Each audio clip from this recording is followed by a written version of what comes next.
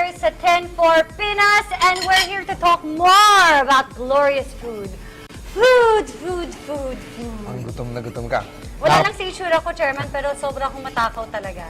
Nahihiya ako kumain sa labas, sa harap ng maraming tao, kasi malalaman nila yung kababuyan Appetite. ko. Napakahalaga ng pagkain sa buhay. Iya.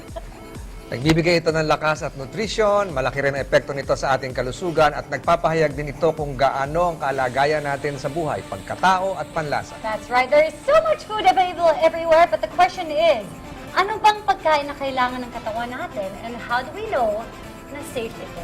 Yan nga iya ang ating pag-uusapan, ang kaligtasan ng ating mga pagkain.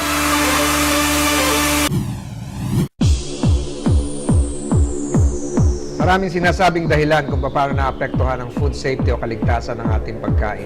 Dahil na lamang ng paglobo ng populasyon, ang pagdami ng bumabiyahe, ang kawalan ng oras para pagluto. Ngunit para sa Food and Drug Administration, ang kanilang tinututukan ay ang proseso mula sa production hanggang consumption. Yung paano ginawa yung pagkain, kasi ang food safety is a wide spectrum of stages na kailangan mong bantayan. Number one, from production to consumption. Yung tinatawag natin na from farm to port. Ang tinututukan ng FDA ang processing ng pagkain. Sinusuri nila ang uri ng mga additive bago ito makarating sa pamilihan at sa mga counter.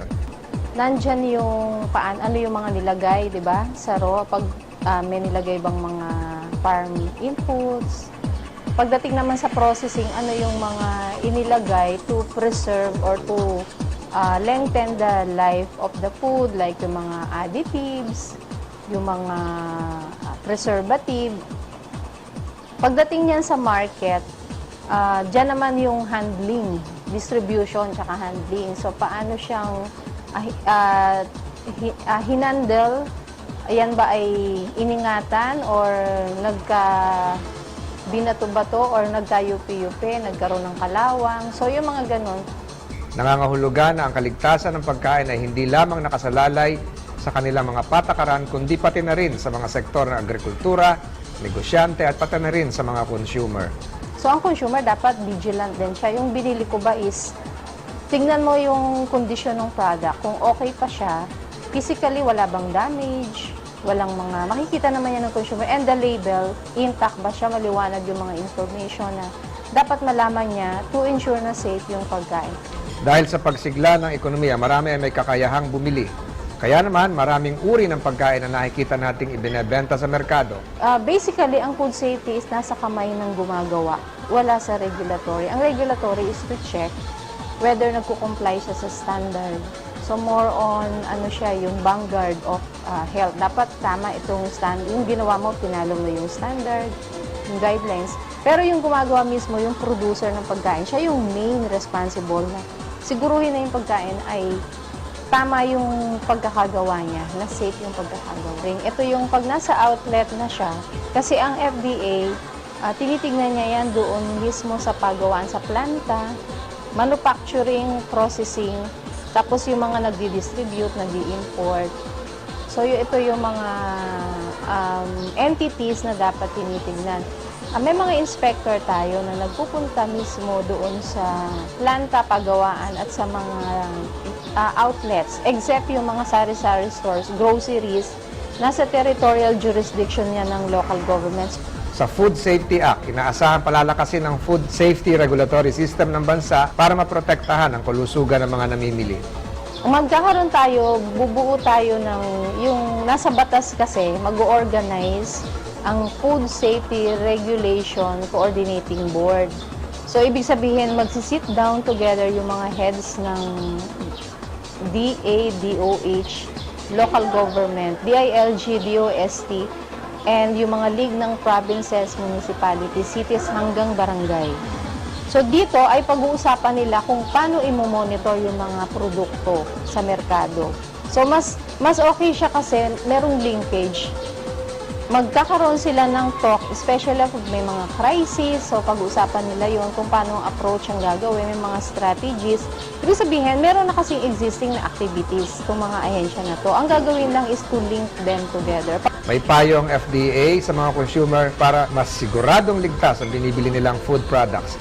Gayon din ang mga ina na nagtatrabaho na madalas bumibili ng mga ready-to-eat meals. Kailangan bantayan number one, yung pag ang mamimili, bibili siya sa wherever ang source ng pagkain. Tingnan niya yung physical condition.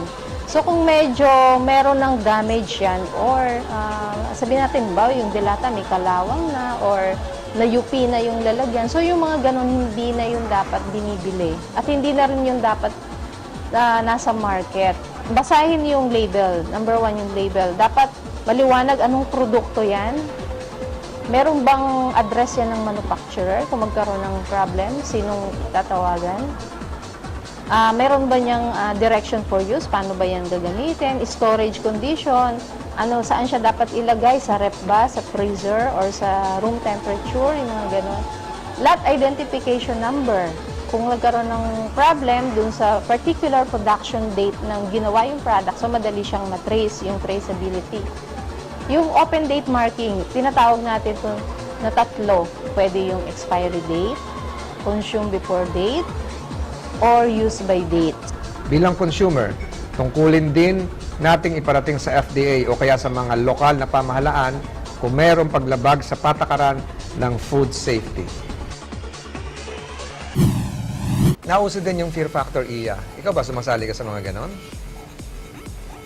Ako to sa mga ganyan, Chairman, lalo na pagdating sa pagkain. Okay lang yung mga kung tatalon ako kung saan-saan, kung mag-swimming kung saan-saan, pero pagdating sa pagkain ng mga exotic foods, medyo natatakot ako sa mga ganyan Ikaw ba, Chairman, ano ba yung scariest food na nakain mo? Siguro yung mga yung parang mga beetle. Yung mga... Nabuhay pa? Or yung, kasi niluluto naman. may mga iba na, kinakain nila Oo. nabuhay pa Hindi pa ako sumusubok ng ganon. Actually, Chairman, yun yung challenge natin para sa'yo today. Just kidding. Kinabahan si Chairman. Hindi tayo gagawa ng ganyan. Madalas akong kumakain yan, Iya. Madalas. Ha? Ng Beatles? Hindi naman, yung scary. Madalas pag iniimbitahan tayo, yung mga tinatawag na pagkain pambata. Oh. Crispy pata, lechon, kawali, sisig at chicharon. Nakakatakot dahil sa pagtaas ng blood pressure, konti lang. At saka sinasabayan naman natin ng gulay at prutas. Yan. Pero tama ka, Chairman. Paborito talaga ng mga Pinoy yan. Yung mga baboy na pagkain. Yung mga piniprito. Yan. At madalas wala tayong takot kapag kumakain tayo niyan. One of the most common fare are wild animals that are farmed. Care for crispy kokak and crocodile treats? Kasi po dito sa Malabon, marami na pong mga sikat na pagkain dito tulad ng mga pansit Malabon, mga kakanin. So para maiba-iba naman po, nag-isip kami ng kakaibang pagkain, mga exotic food na alam naming dadayuhin naman ng mga kabataan dito o ng mga ibang tao. Masaya po sila kung minsan po yung mga kabataan dito nag-order ng mga, kunyari pa, mga crock sisig po namin, mga crock sausage, mga pritong palaka. Minsan nagkakabiroan na po sila dahil kasi parang kakaiba po sa kanila yung ganong pagkain. Madalas naman kasi kaming umorder dito, kumain dito, mga get together namin mga friends. Order kami nitong sisig. Favorite nila yung fried palaka. Hindi naman kami natatakot kumain, umorder sa ganito kasi alam naman namin yung place, malinis, tsaka yung pagkakagawa niya, malinis naman yung ano nila.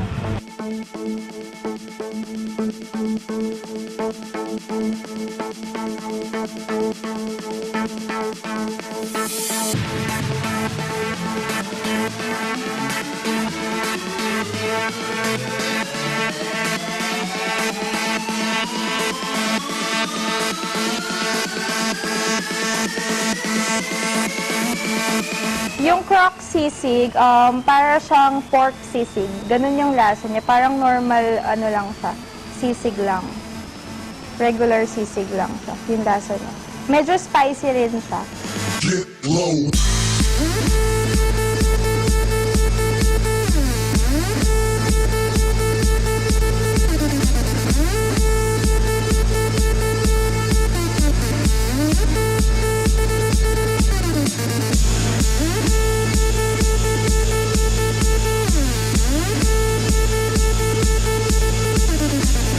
Yung palaka, para lang siyang fried chicken. Tapos masarap siya, yung lasa, crispy siya.